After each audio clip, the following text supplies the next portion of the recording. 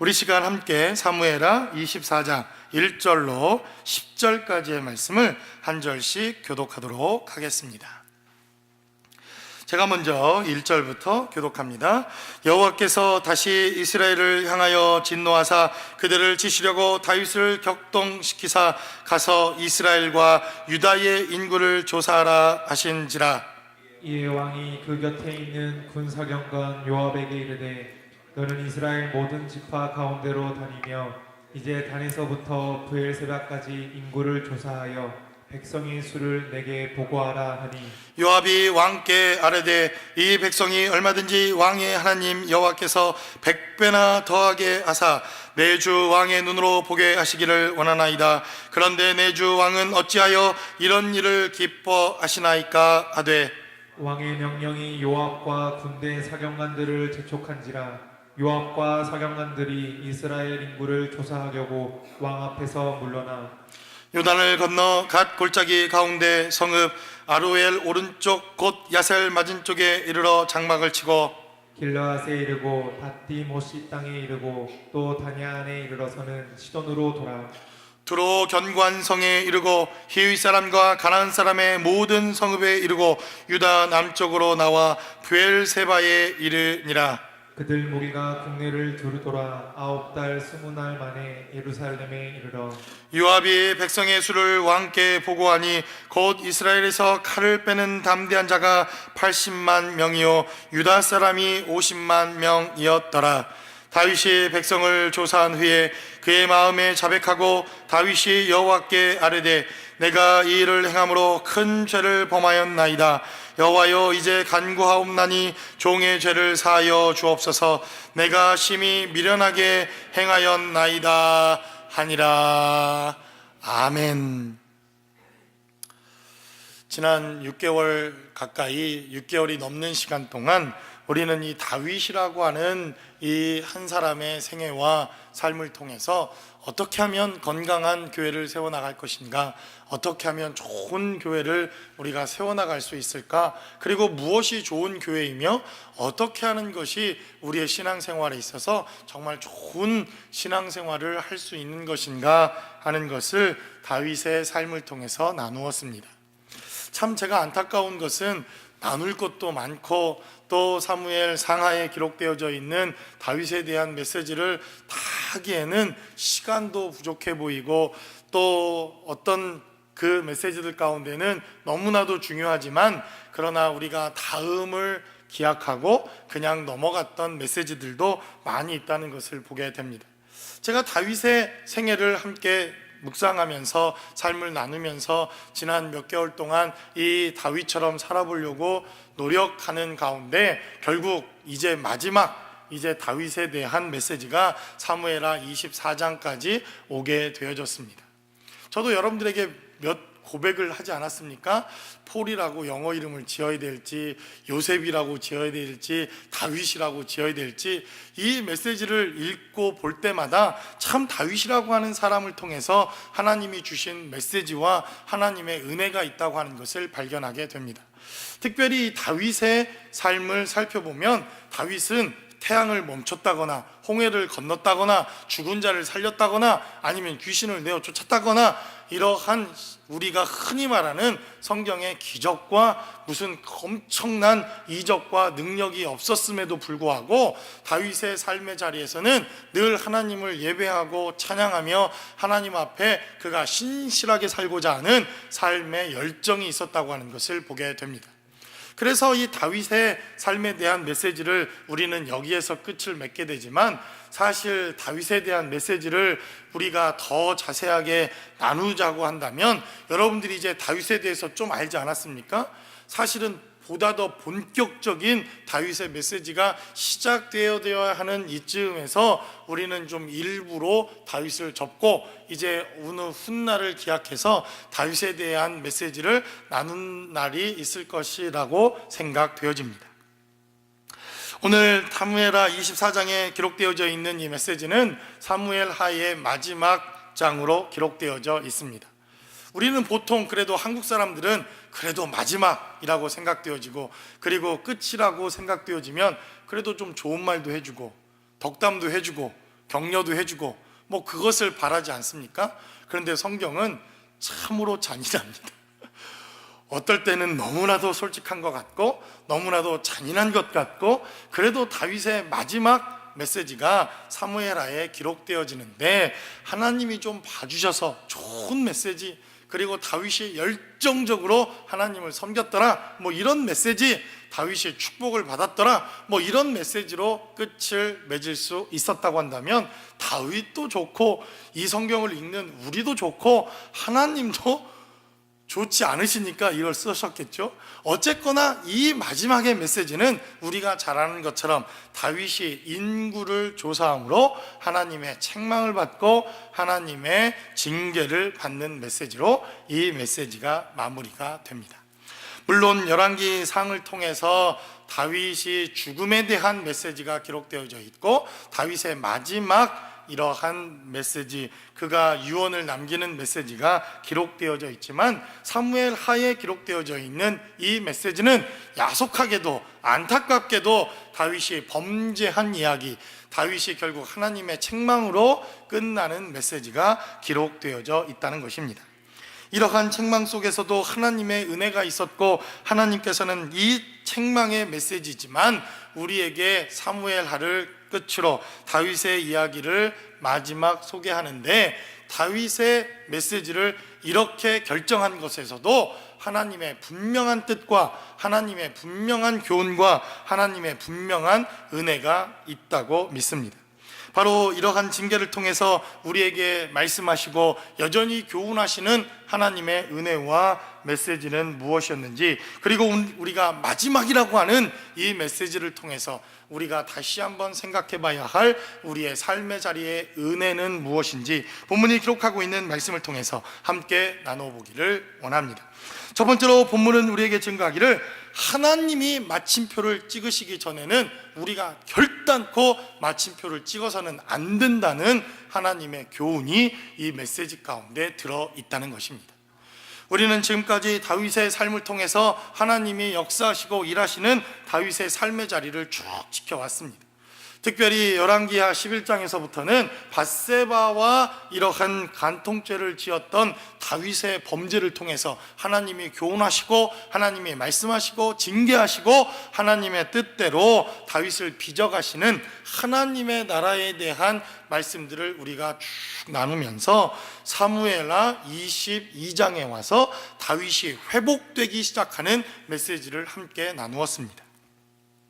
그는 하나님을 찬양하기 시작했고 그가 노래할 것이 있었고 하나님께 그는 나는 노래하는 자, 하나님의 마지막 메시지를 맡은 자, 하나님을 예배하고 찬양하는 자, 하나님이 높이 나를 들리는 자다라고 우리가 말씀을 통해서 나누지 않았습니까? 이렇듯이 하나님이 주시는 축복과 회복의 역사가 지금 다윗과 그의 왕국 가운데 있었던 것을 보게 됩니다. 그리고 이제 사무엘하 23장에서는 다윗이 완전히 회복되어지는 이러한 메시지들을 우리가 이 사무엘하 23장을 통해서 말씀을 통해 나누었습니다. 요압이라고 하는 장군 하나만으로도 강력한 군사력을 일으키고 전 세계와 이 이스라엘 주변에 있는 모든 나라를 정복했던 다윗이었는데 사무엘하 23장에서는 어마어마한 장군들의 이야기가 등장하지 않습니까? 이런 장군, 이런 장군, 이런 장군이 역사하고 이렇게 또 경계를 넓혀나가고 하나님의 나라를 회복하는 메시지가 사무엘하 23장 가운데 있었다는 것입니다. 그러니까 이 사무엘하 24장쯤에 다윗이라고 하는 사람은 다시 영적인 회복이 있었을 뿐만 아니라 그 나라의 제2의 전성기가 되어질 만큼 다윗은 회복의 역사와 하나님이 주시는 축복의 역사가 다시 시작되어지는 시점, 바로 이 시점에서 그는 또 다른 범죄의 현장 가운데 있었다고 하는 것을 사무엘하 24장은 우리에게 증거하고 있다는 것입니다. 그래서 우리가 이 메시지를 통해서 깨닫는 것은 정말 마침표를 딱 찍으시는 분은 하나님이라고 하는 사실을 우리는 깨달아야 한다는 것입니다. 때때로 우리의 삶의 자리에서 얼마나 우리 스스로가 마침표를 찍어서 곤란과 다윗처럼 이러한 책망과 심판을 받는 분들이 많이 있습니까? 저도 여러분들의 기도의 제목과 또 여러분들이 배려해 주셔서 우리 반종규 목사님과 함께 캘리포니아의 머슴 세미나에 한 주간 다녀왔습니다. 사실 캘리포니아 머슴 세미나 무슨 목회자들 훈련이나 이런 것들을 가보면 특별히 새로운 정보나 특별히 뭔가 배워야 할 만한 새로운 지식들이나 이런 것들이 있는 것은 아닙니다. 방법론도 다 우리가 하는 것들이고 아는 것들이고 딱히 해 아래 무슨 새 것이 있겠습니까? 여러분, 그러니 우리 박사 논문 쓰시는 우리 전도사님 이해해 드려야 됩니다. 2000년 동안 박사들이 이 성경을 논문을 썼으니 뭐가 더 나올 게 있겠습니까? 이해가 됩니다. 이해가.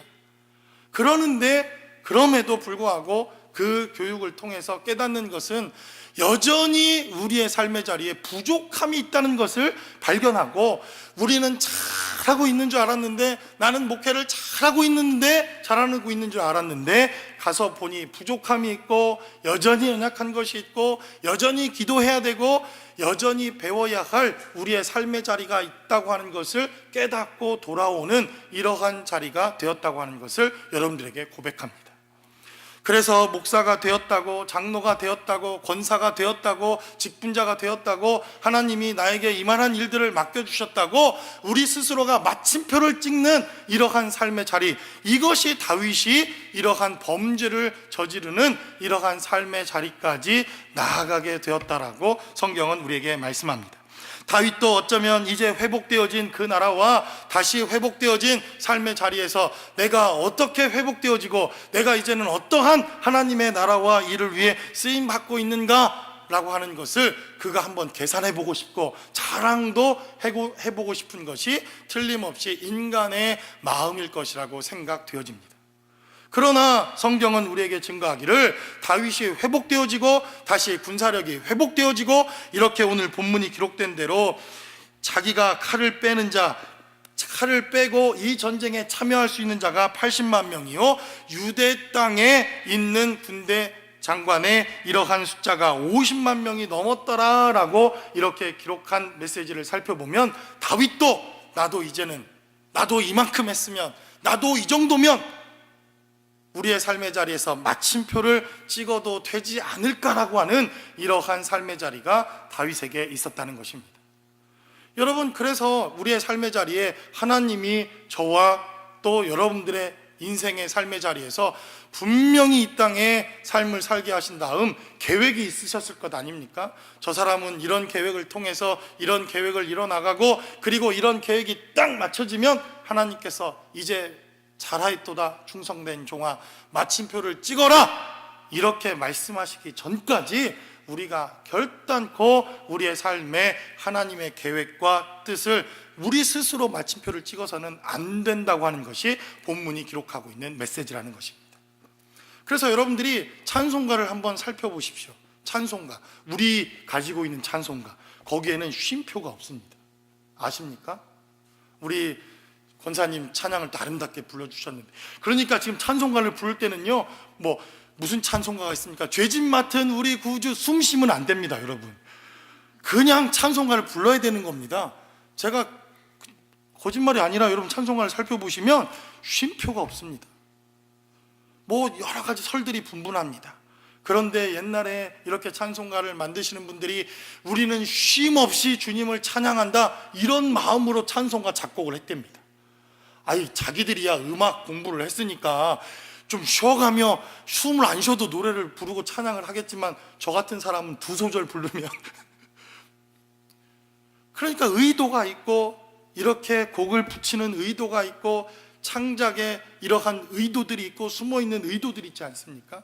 바로 이렇게 누군가 하나님께서 이제 착하고 충성된 종아 내 삶의 자리가 맞춰졌다 라고 우리에게 선언하고 선포하시기 이전에 누군가 우리의 삶의 자리에 마침을 찍는 것, 이것이 바로 다윗이 하나님의 은혜가 여전히 필요했음을 우리에게 보여주고 있는 대단히 중요한 메시지라고 하는 것을 본문은 우리에게 증거합니다.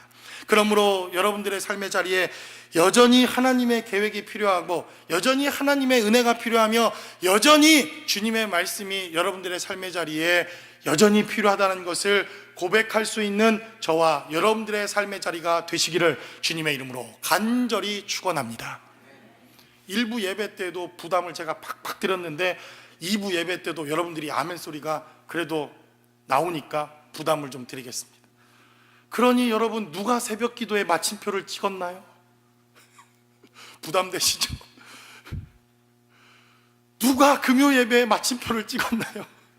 누가 성경 읽기, 누가 헌신하며 하나님 앞에 우리의 삶의 자리를 드릴 우리의 삶에 헌신이 있었고, 우리가 하나님 앞에 그래도 기도가 있었고 찬양이 있었고 예배가 있었던 우리의 헌신의 자리, 누가 마침표를 찍어서 하나님 앞에 내가 마냥 다 된 것 마냥 내가 이제는 뭔가 이제는 이렇게 살아도 될 것처럼 그 삶의 마침표 과연 하나님이 찍으셨는지 아니면 내가 찍고 내 마음대로 찍어서 이렇게 살아가고 있는지 우리의 인생을 돌아봐야 할 중요한 메시지가 오늘 본문 가운데 있었다는 것입니다. 그러므로 저와 여러분들의 삶의 자리에 정말 주님의 은혜가 여전히 함께 하실 수 있기를 주님의 이름으로 간절히 축원합니다.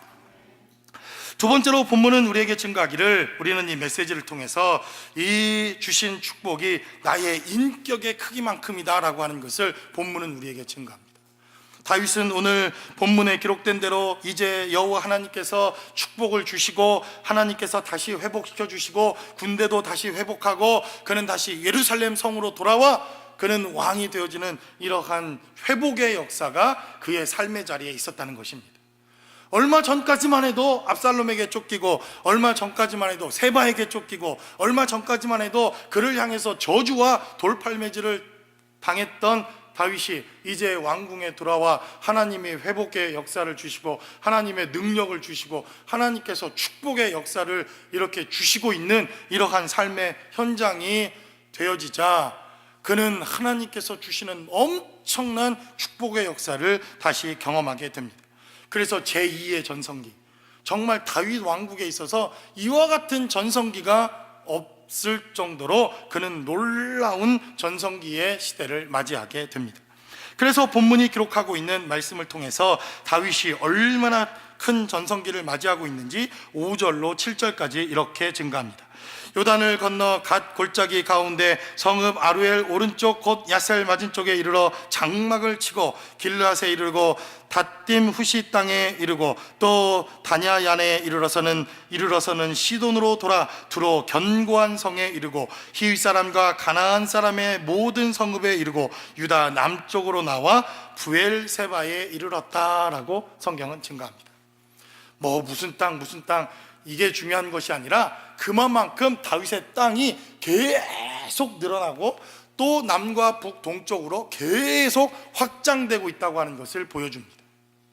그래서 지금 이렇게 기록되어져 있는 이 메시지를 살펴보면 이방 땅에 대한 메시지, 이방 땅이 경계를 이루고 있는 것이 보여지지 않습니까? 계속해서 땅이 늘어나고 동쪽으로 서쪽으로 하나님이 주시는 은혜가 이 다윗의 시대에 있었다고 하는 것을 보게 됩니다. 엄청난 땅이 이 삶의 자리에 그의 경계로 이루어지게 되어지자, 여러분, 땅이 늘어난다고 하는 것은 거둘 것이 많고 심을 것이 많고 거두고 심을 것이 많다는 것은 세금이 늘어나고 그럴 만큼 풍성해진다는 것을 의미하지 않습니까? 그래서 다윗은 인생에 있어서 가장 물질로도 군사력으로도 경제력으로도 황금기의 때를 이렇게 구가하고 있었다는 것입니다. 바로 그러한 때에 다윗이 영적으로 성숙하고 인격적으로 성숙해서 이 주신 축복과 은혜를 누릴 수 있었다고 한다면 얼마나 그의 삶의 자리에 있어서 큰 축복이 되었겠습니까? 그러나 그는 안타깝게도 그가 가진 부의 능력만큼 하나님의 영적인 축복과 은혜를 담을 수 있는 그릇으로 변화되어지 못했다라고 성경은 우리에게 증거합니다. 지난 시간에 우리가 그 록펠러에 대한 이 부모의 유산에 대한 이야기를 여러분들과 함께 나누지 않았습니까? 저는 요즘에 이 부자가 되는 방법을 공부하고 있습니다. 부자학, 여러분 웃으시지만 이 미국 사람 상위 0.112%에 해당되는 사람들은 자기네들끼리 모여서 부자학이라고 하는 것을 공부합니다. 진짜 그렇습니다. 아주 영리하기도 하고 어떻게 보면 나쁜 사람들이죠. 나눠야지. 이 부를 나눠야지. 자기네들끼리만 모여서 부자 되는 방법, 이 부를 누리는 방법, 이러한 것들을 공부하고 연구하고 대학원에서 돈을 들여서 박사들에게 이것을 연구하게 시킵니다. 거기에서 조금씩 흘러나온 거를 제가 지난주에 살짝 여러분들에게 말씀드린 겁니다. 록펠러가 이 부를, 그 가문이 유지하는 방법. 그래서 제가 이 부자학에 대한 관심이 있습니다. 여러분, 부자 되십시오. 할렐루야. 그리고 축복을 나누면 되지 않겠습니까? 꼭 우리가 가난하게 살아갈 필요가 없습니다. 그런데 제가 이 부자들에 대해서, 부자학에 대해서 공부를 하면서 한 가지 느끼는 것은 무엇이냐면 그 원리가 성경에서부터 나왔다는 것입니다. 성경의 원리요, 하나님이 주신 말씀이요, 하나님의 말씀을 잘 연구하면 이 부가 어떻게 흘러가야 하며 이 부를 어떻게 우리가 나눠야 하며 이 부를 나누고 흘러 넘치게 하는 데 있어서 하나님이 부어주시는 축복의 은혜가 우리 가운데 당연히 머무를 수밖에 없다고 하는 이러한 성경적 원리를 배우게 된다는 것입니다. 그래서 이러한 성경의 원리대로 그들이 알고 살았는지 모르고 살았는지는 모르지만 이렇게 성경적 원리대로 살아가는 사람들이 부자가 되고 지금도 그 부를 누린다고 하는 것이 연구 보고서입니다. 이거 등록금 몇십만 불 주고 들어야 되는 건데. 그래서 아마 여러분들이 한국에도 최부자라고 하는 이러한 이야기를 들어보신 분들이 있을 겁니다. 경주 최가, 최부자, 3대 부자가 되기 어렵다 이런 이야기가 있지만 이 경주 최가, 이분들은 무려 200년이나 되는 이러한 세월 동안 이 부를 나누고 이 부를 이어가고 그리고 이 부를 축적하는 이러한 삶을 살아왔던 한국의 경주 최가라고 하는 이러한 분들이 있습니다. 근데 이분들이 이 가족들, 자녀들에게 네가 어떻게 부자가 될 것인가, 이 부를 어떻게 누릴 것인가, 이런 유언들을 남겨놓았는데 첫 번째는 과거를 보되 진사 이상의 진급을 하지 마라. 명예욕, 탐욕을 부리지 마라. 정치적인 욕심을 부리지 마라. 이렇게 유언을 남겨놓습니다. 만석 이상의 재물이, 여러분 만석 상상이 되십니까? 만석도 엄청난 겁니다. 저희 동네도 방앗간이 부자 아닙니까? 옛날 시골에 만석직인데 땅이 보이지도 않습니다. 여기서부터 착 하니까 그냥 그 집 땅을 다 밟고 다녀야 우리가 그냥 학교도 가고 그런 거 아닙니까? 이게 만석군인데 만석 이상의 재물이 생기거든 기부를 해라. 이렇게 유언을 남겨놓습니다. 또 흉년기에는 절대로 땅을 사지 마라. 그리고 과객은 무조건 2끼 이상을 주되 그리고 그 집을 떠날 때는 노잣돈을 넉넉하게 보태주어라. 주변 백리 안에 굶어 죽는 사람이 없게 해라. 이렇게 이야기를 했다고 합니다. 참 이건 가혹한 좀 법 같은데 시집 온 며느리에게는 3년간 새 옷을 주지 마라. 뭐 며느리가 무슨 죄입니까? 이러한 유언도 있었다고 합니다. 그리고 이 최부자, 여러분들이 잘 아는 것처럼 안중근 의사, 그리고 독립운동을 하는 안창호 선생님, 이런 분들에게 독립자금을 대고 나라가 힘들고 어려운 일이 있을 때마다 자신들의 모든 재산을 나라에 다 환수하고 그리고 그렇게 살아왔던 이들이 결국 부모의 유언을 따라서 가난해서 공부하지 못하는 사람이 없도록 대학 하나를 세웁니다. 아십니까? 영남대학교 아마 들어보셨을 겁니다. 가장 많은 장학금을 주고 가장 가난한 사람들에게 가장 많은 장학금 혜택을 주고 한국에서 가장 큰 대학교. 그래서 돈이 없어도 입학할 수 있고 돈이 없어도 배울 수 있는 그러한 교육에 자신의 모든 재산을 내어놓는 사람. 여러분 진짜 부자 아닙니까? 진짜 부자. 그래서 마크 주크버그 같은 사람, 페이스북을 만든 이 사람도 30이 되기 이전에 자신의 재산의 99%를 다 기부하고 1% 갖고 살아가는데 그 1%가 몇 조입니다. 몇 조. 그런데 이들의 삶을 잘 살펴보니까 성경적 원리, 하나님 말씀대로 그들이 이 성경의 원리와 성경이 가르치고 있는 부와 인격과 이러한 삶의 실천대로 살아가니까 이들의 삶에 엄청난 축복과 은혜가 있다고 하는 것을 그들 스스로가 깨닫게 되었다는 것입니다. 그래서 그들의 비밀이 뭔지 압니까? 그들은 예수를 믿는 사람도 아니요 하나님의 사람이 아님에도 불구하고 절대로 이 부자 되는 비결이 성경에 있다고 하는 것을 얘기하지 마라.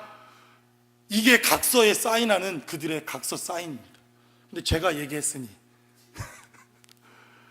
근데 제 약점은 제가 아직 부자가 아니라는 것. 그래서 성경은 우리에게 증거하기를 하나님이 주시는 부와 이러한 것들을 누릴 수 있을 만한 인격과 삶의 영적인 축복이 바로 우리의 진짜 축복이요 진짜 은혜라고 하는 것을 성경은 우리에게 증거하고 있다는 것입니다.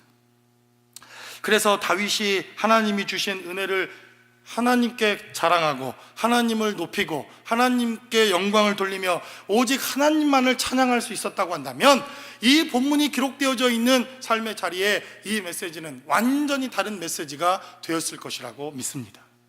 그래서 우리가 보내고 있는 사순절, 우리가 지내고 있는 이 사순절에 우리가 결단하며 우리가 좋은 교회가 분명히 될 수 있다고 확신하는 것, 그것이 무엇입니까? 오직 예수 자랑, 오직 예수님만 자랑하며 오직 우리의 삶의 자리에 예수님만 자랑하겠다고 결단하는 것, 이것이 저는 우리 교회가 좋은 교회가 될 수 있는 가장 중요한 원리라고 믿습니다. 저도 삐까뻔쩍 교회 예배당도 엄청나게 화려하게 짓고 교회 통장도 어느 교회 보니까 300개가 넘는다고 그러더라고요. 300개는 관두고 3개만 있어도 좋겠습니다. 그런 것들을 자랑하고 싶고 교세도 자랑하고 싶고 헌금의 액수도 자랑하고 싶지 않겠습니까? 그러나 성경은 우리에게 증거하기를 그러한 것이 헛되고 헛되다라고 말합니다. 오직 예수 자랑하는 것, 주님 자랑하는 것, 십자가 자랑하는 것, 오직 예수만을 높이겠다고 결단하는 것, 이것이 바로 우리의 삶의 자리에 하나님이 주신 진짜 축복이라고 하는 것을 깨닫고 저와 여러분들이 오직 예수 자랑하는 삶의 자리가 되시기를 주님의 이름으로 간절히 축원합니다. 저는 이 교회를 개척하면서 그리고 이 교회가 이 땅에 세워지면서 어떻게 하면 좋은 교회가 될 수 있을까 고민하면서 여러분들과 8년 동안 이 좋은 교회에 대한 메시지를 나누지 않았습니까?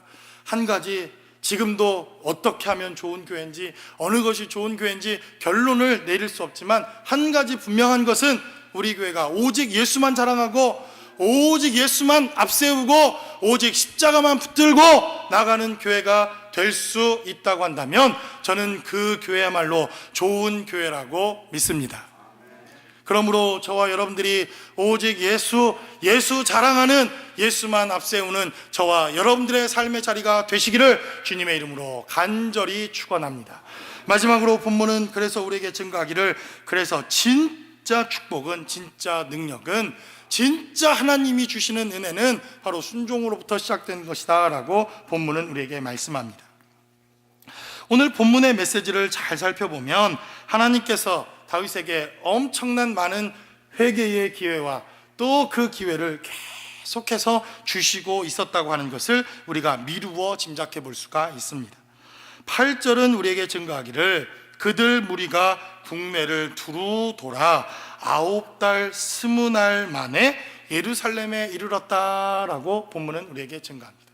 그러니까 지금 다윗이 요압과 그 장군들에게 지금 우리의 군사력이 얼마나 되는지, 우리 땅의 경계가 얼마나 되는지, 그리고 우리의 나라로 편입되어진 이러한 이방 땅이 무엇이 있는지 조사하고 돌아오라 이렇게 명령을 내리자 그들이 떠나 각 지역으로 흩어져 다시 이 모든 보고를 가지고 돌아오는 데에 무려 9달 20날이 걸렸다라고 성경은 우리에게 증거합니다.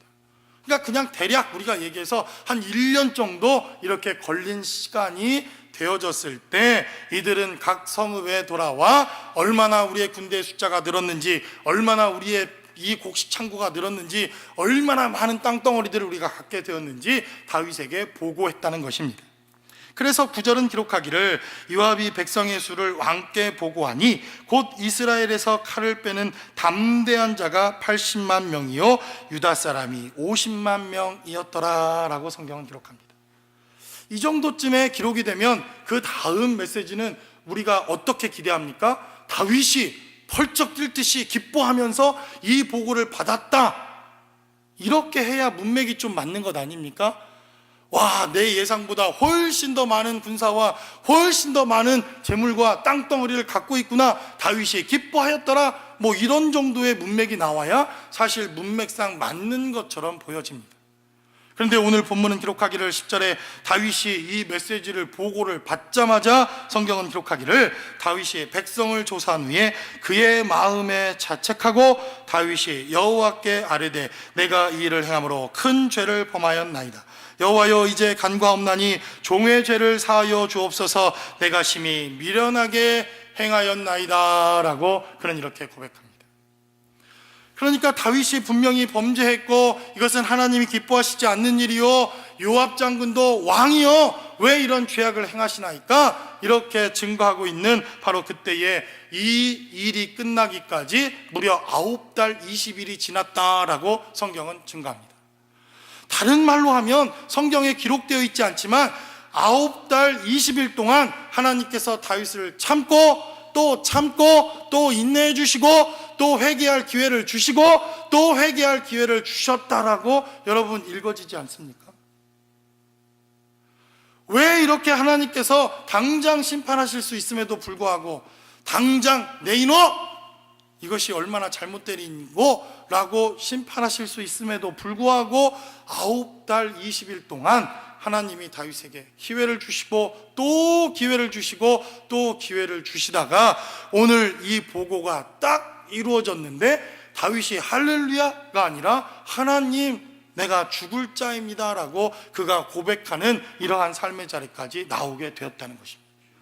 그러니까 아마도 계속해서 하나님은 다윗에게 무엇인가, 이 성경에 기록되어 있지 않지만 선지자를 통해서도 혹은 아침에 큐티를 하면서도 그가 새벽기도에 나올 때마다 아니면 철야에 참여할 때마다 다윗에게 계속해서 하나님께서 무슨 메시지를 주신 것이 틀림없지 않을까라고 생각되어집니다. 다윗아, 네가 나를 버리고 무엇을 의지하느뇨? 내가 이 군사력을 의지하느뇨? 이 땅에 부유한 것을 의지하고 있느냐? 어쩌면 계속해서 하나님께서 다윗에게 이러한 감동과 이러한 하나님의 음성과 하나님의 말씀을 계속해서 주신 것은 아닐까라는 생각을 해보게 됩니다. 그리고 그가 보고를 받자마자 그는 하나님께 납작 엎드려 여호와께 아뢰되 내가 이 일을 행함으로 큰 죄를 범하였나이다. 내가 죄인입니다. 내 죄를 사하여 주옵소서라고 그는 하나님께 기도합니다. 그리고 그가 하나님의 징계를 받아 무려 정예부대 7만 명이 하루아침에 죽어나가는 이러한 징계를 받고 이 징계의 끝으로 하나님께서 사무엘하 24장을 마감하면서 다윗의 이야기가 끝나게 되어집니다. 결국 사무엘하 24장에 기록된 말씀을 통해서 우리가 한 가지 깨닫는 것, 정말 하나님의 은혜가 아니고서는 하나님께서 끝까지 우리의 삶의 자리에 함께 하시지 않고서는 어떤 인생도 그 마무리와 그 끝이 하나님의 뜻대로 할 수 없다고 하는 사실을 바로 이 다윗의 사건을 통해서, 다윗을 통해서 보여주시고 있다는 것입니다. 그래서 은혜 아닙니까? 그래서 이것을 우리는 은혜라고 말하지 않습니까? 하나님이 주신 은혜, 하나님이 기다려주시는 은혜, 하나님이 징계를 주시는 것도 은혜요, 그러나 그 징계를 철회하시는 것도 은혜요, 지금까지 기다려주신 것도 은혜요.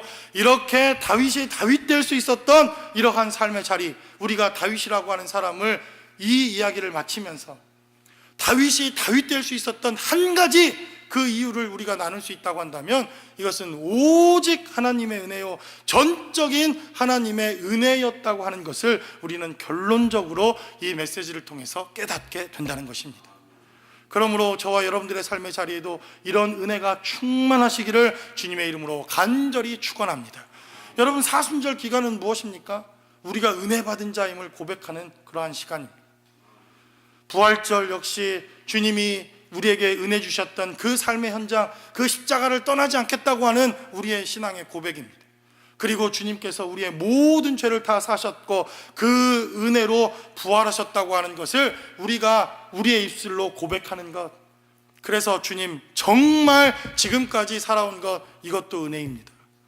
지금 형편이 이렇더라도, 지금 상황이 이렇다 할지라도 우리에게 주신 것이 은혜요, 앞으로 살아갈 날도 은혜요, 앞으로 살아가야 할 우리의 삶의 자리도 오직 은혜로 살아가겠다고 작정하며 고백하는 것, 이것이 다윗의 삶을 통해서 한마디로 하나님께서 우리에게 말씀하시는 삶의 요약이다라고 성경은 이렇게 증가합니다.